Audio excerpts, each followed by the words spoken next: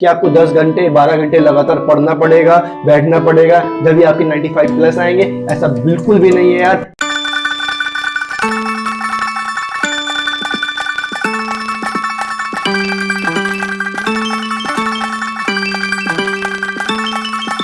Hello guys, I am catalyst Abhishek Verma.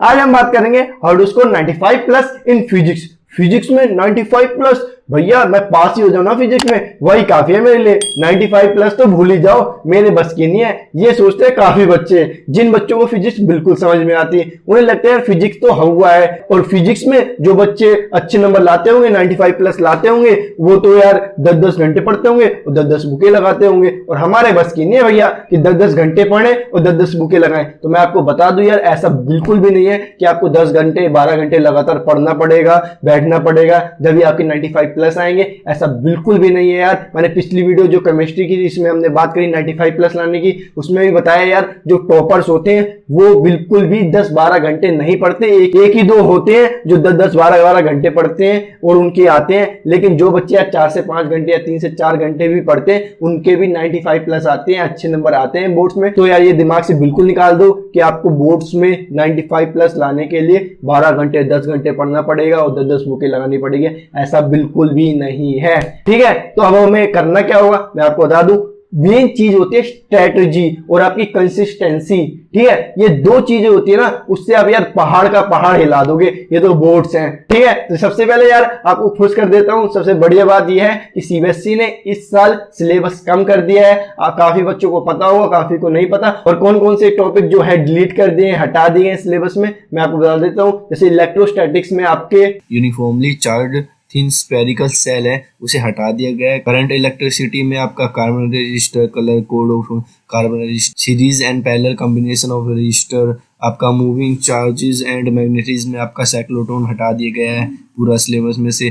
Magnetism and matter में आप यहाँ पे देख सकते हैं। आपको जो जो ये जानकारी है paperdunia.in, ये मेरी वेबसाइट है, यहाँ पर जाके आप चेक कर सकते हैं। लिंक डिस्क्रिप्शन में है, या फिर ऐसे ही गूगल पे सर्च मारोगे paperdunia.in, वहाँ से मिल जाएगा। या फिर सीधा लिंक से जाकर आप पूरा चेक कर सकते हैं कि कौन कौन से जो टॉपिक्स हैं वो हटा दिए हैं फिजिक्स के सिलेबस से, साथ ही साथ और दूसरी जानकारी भी ले सकते हैं, ठीक है। तो यार अब आपको पता ही चल गया होगा कि वो कौन कौन से टॉपिक्स हैं जो हमें नहीं पढ़ने, यूनिट से हटा दिए गए हैं, सिलेबस में से हट गए हैं, वो हमें नहीं पढ़ने। और आपको दोबारा चेक करने हो तो आप मेरी वेबसाइट पे जा सकते हो, paperdunia.in, लिंक डिस्क्रिप्शन मिल जाएगा, वहां से जाके आप देख सकते हो कौन कौन से टॉपिक्स हैं वो हटा दिए गए हैं, ठीक है। तो ये होगी यार प्लस पॉइंट की सिलेबस अब कुछ कम है। दूसरा प्लस पॉइंट ये है यार, अब हमारे जो पहले क्वेश्चंस आते थे बच्चे कहते थे यार लेंथी पेपर आता है, लेकिन इस साल ये शिकायत नहीं आएगी, क्योंकि यार हमारे आएंगे MCQ, fill in the blanks, ठीक है। तो अब बात करते हैं यार मेन स्ट्रेटेजी के बारे में कि हम कैसे पढ़ के 95 प्लस ला सकते हैं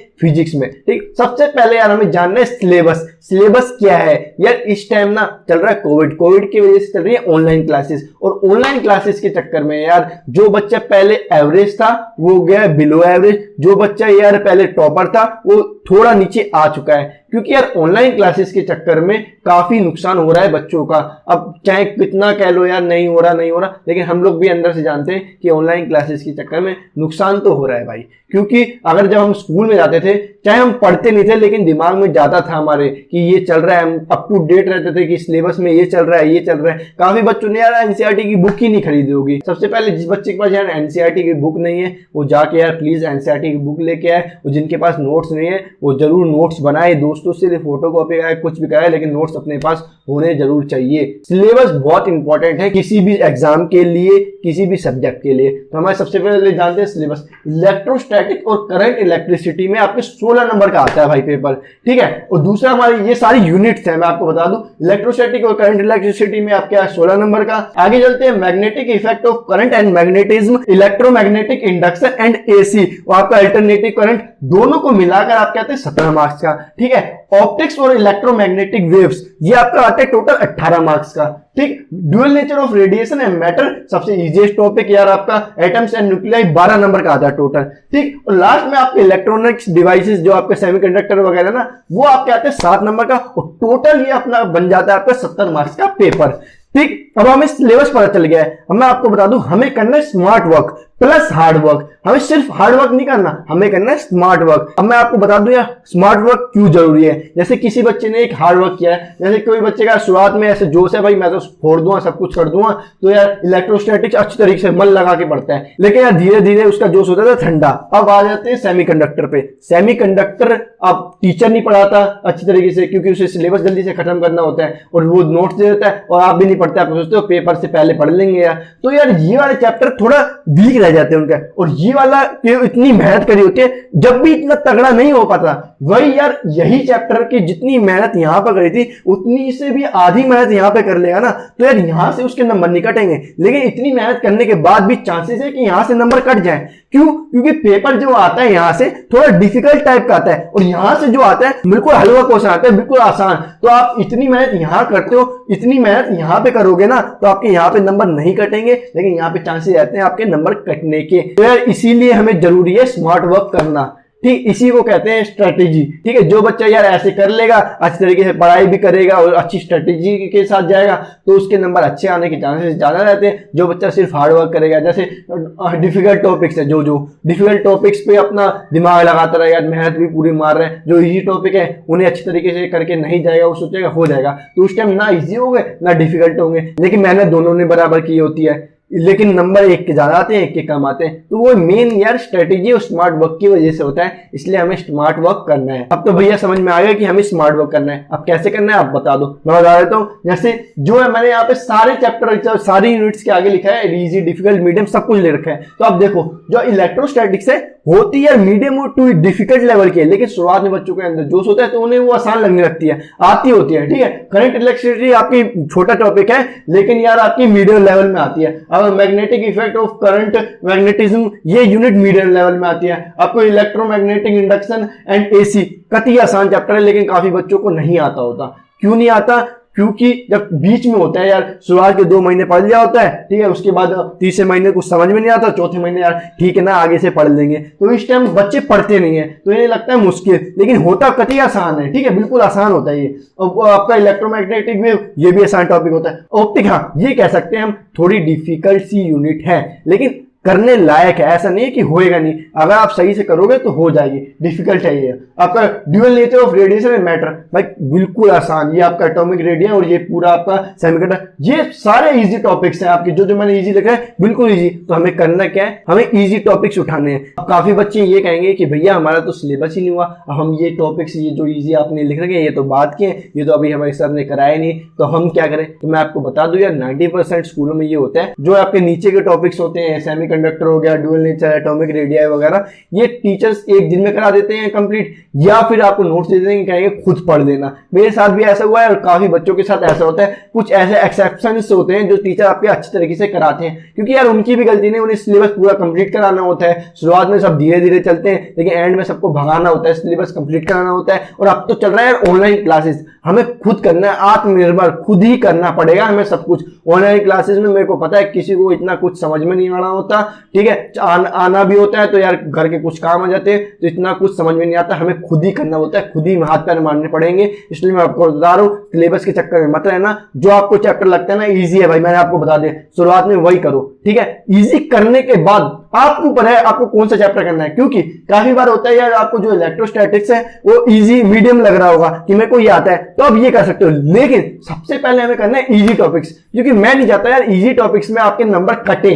मैं चाहता हूं यार इजी टॉपिक्स के जो आपके नंबर है वो तो पक्का आपके साथ ही रहे। ठीक है, आपका ऐसा हो जाए एक बार पढ़ लिया ना कि भाई अब तो इनमें से नंबर कटेंगे ही नहीं। और मैं जानता हूं इजी टॉपिक्स में यार आपने एक बार मेहनत कर ली ना, उसके बाद आपके नंबर पक्का नहीं कटेंगे। ठीक है, तो इजी टॉपिक्स में बार बार कह रहा हूं, इजी टॉपिक्स हमें पहले करना है, देन आपके मीडियम वाले, देन डिफिकल्ट वाले। काफी बच्चों को यार डिफिकल्ट और मीडियम वाले चेंज कर सकते हो, लेकिन इजी वाले सबसे पहले करने हैं। ऐसा कर सकते हो, पहले इजी कर लिया, उसके बाद देखना यार कि कौन से टॉपिक आपको आते हैं वो करो, देन लास्ट में देख लेना कि जो बिल्कुल नहीं आते वो अच्छी तरीके से उठा के पढ़ो। ठीक है, और यार मैं आपको बता दूं सिर्फ स्मार्ट वर्क से कुछ नहीं हो रहा, मैंने शुरुआत में ही कह दिया था smart work plus hard work. अब आप सोचो यार कि मेरे को यार पढ़ाई भी नहीं करनी, ज्यादा मेहनत भी नहीं करनी, लेकिन मेरे को लाने 95 प्लस है। मैं आपको ये नहीं कह रहा 10 घंटे 12 घंटे पढ़ो, लेकिन 3 से 4 घंटे तो दे ही सकते हो। ठीक है, दिन में 3 से 4 घंटे इनफ है बोर्ड्स के लिए स्पेशली। अगर जेई की बात है तो बात अलग है, एंट्रेंस एग्जाम की बात अलग हो जाती है, लेकिन बोर्ड्स में यार 3 से 4 घंटे इनफ है, लेकिन कंसिस्टेंट रहना पड़ेगा आपको।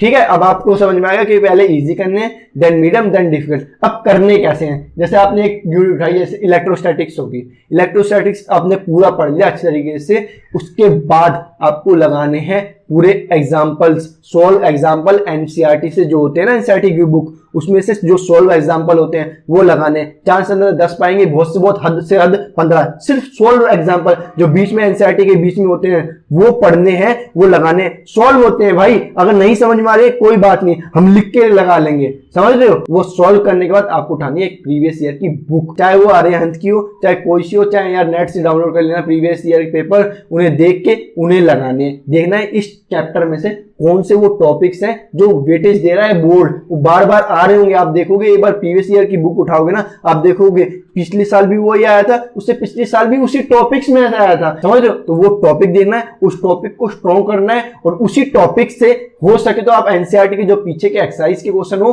वही कर लेना, वो बहुत हो जाएगा। उसके बाद यार कहीं से क्वेश्चन आ जाना बोर्ड में, आप हिला दोगे, आप पक्का 100 में से 100 निकालोगे। एक चैप्टर लो, उसके सॉल्व एग्जांपल को एनसीईआरटी में से, देन आपके प्रीवियस ईयर, और प्रीवियस ईयर में से देखो जो टॉपिक है उस टॉपिक से एनसीईआरटी के क्वेश्चंस। बस इतने में तो यार आपके 100 में से 100 कोई नहीं रोकेगा, गारंटीड आएंगे। कैसे नहीं आएंगे यार 100 में से 100, आपने मेहनत करी है, आपने अच्छी तरीके से पढ़ाई करी है, आपके गारंटीड आएंगे। कुछ जाना है यार, ये मत सोचना कि मेरे को ये भी बुक लगानी है वो भी लगाने, कुछ नहीं करना भाई। आपकी एनसीईआरटी बहुत तगड़ी बुक है, उसके बाद यार आपके जो प्रीवियस ईयर के पेपर है वो तगड़े हैं। बस ये 2 चीज लगनी ना, आपका हो गया कल्याण, आपके आ जाएंगे 100 में से 100, समझ रहे हो। आपको सिंपली एक चैप्टर लेना है, चैप्टर पूरा करना है, उसके सॉल्व एग्जांपल करने हैं, उसके बाद प्रीवियस ईयर बुक में जो इंपॉर्टेंट टॉपिक लगे उसके एनसीईआरटी के क्वेश्चन कर लेना है, बस हो गया आपका पूरा। और मेरे को पता है यार, जो बच्चे ये वीडियो देख रहे हैं उनमें से 10% बच्चे ही जो मैं बता रहा हूँ वो करेंगे, और 90% जो बच्चे ना यार वो सुन के चले जाएंगे, वो बस सोचेंगे हाँ मैं तो कर लूंगा, मैं तो करूंगा, कल करूंगा, और कल के चक्कर में उनके आएंगे फिर वही 50-60 नंबर, ठीक है। लेकिन जिस बच्चों को यार 90 से ऊपर नंबर लाने, 95 से ऊपर लाने, उन्हें ये सब करना पड़ेगा। जब और वो बच्चे जब रिजल्ट देखेंगे, उनके आएंगे 90 से ऊपर, 100 आएंगे, किसी के 95 आएंगे, वो खुश होंगे, वो खुशी अलग होती है। मैंने पिछली वीडियो भी बनाई है केमिस्ट्री में कैसे 95 प्लस लाएं, अब इस वीडियो में मैं आपको बताया। अगर पिछली वीडियो नहीं देखी तो यार आई बटन पर जाकर देख लो, या डिस्क्रिप्शन में लिंक मिल जाएगा, और अगली वीडियो आएगी मैथ्स के ऊपर। तो अगर चैनल को सब्सक्राइब नहीं किया तो चैनल को सब्सक्राइब कर दे और नोटिफिकेशन बेल को दबा दे। काफी बच्चे यार देख के चले जाते हैं और उन्हें वीडियो पसंद भी आती है, लेकिन वो लाइक या सब्सक्राइब नहीं करते, तो प्लीज यार चैनल को सब्सक्राइब कर दिया करो। अगर आपको वीडियो यार जेन्युइनली पसंद आ रही है तो ही लाइक करो, मैं ये नहीं कह रहा यार जबरदस्ती लाइक करो। अगर आपको पसंद आती है तो यार लाइक करा करो, अगर नहीं आती आपको यार पसंद तो यार डिसलाइक करके चले जाया करो, कोई दिक्कत वाली बात नहीं है। लेकिन अगर आपको जेन्युइनली पसंद आ रही वीडियो तो प्लीज यार लाइक करके जाया करो, और सब्सक्राइब तो जरूर करा करो, ठीक है, और अपने दोस्तों को भी शेयर करा करो। तो आई थिंक आपको समझ में आ गया होगा कि कैसे हम 95 प्लस ला सके फिजिक्स में। मैं बार बार कह रहा हूँ प्लीज यार चैनल को सब्सक्राइब कर दिया करो, और अगर आपको पसंद नहीं आ रही ना तो प्लीज यार डिसलाइक कर दिया करो, कोई दिक्कत वाली बात नहीं है। अगर पसंद आ रही है तो प्लीज यार लाइक करो और यार शेयर करो और सब्सक्राइब करके जरूर जाओ, ठीक है। मिलते हैं अगली वीडियो में, तब तक के लिए जय हिंद, जय भारत।